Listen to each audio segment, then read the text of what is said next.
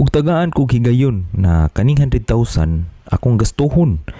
Ipalit man akong iPhone 17 Pro Max or akong i-invest somewhere sa GCash.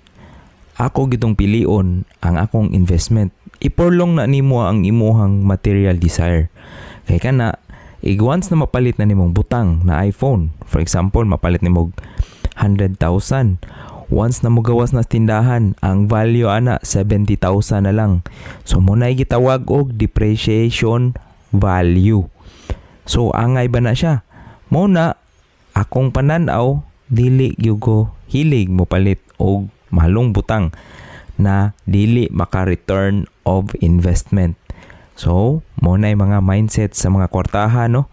Na dapat kana ilang ipundar, ipagawas, mubalik sa ila og pila ka pilo. So, follow for more rich kids.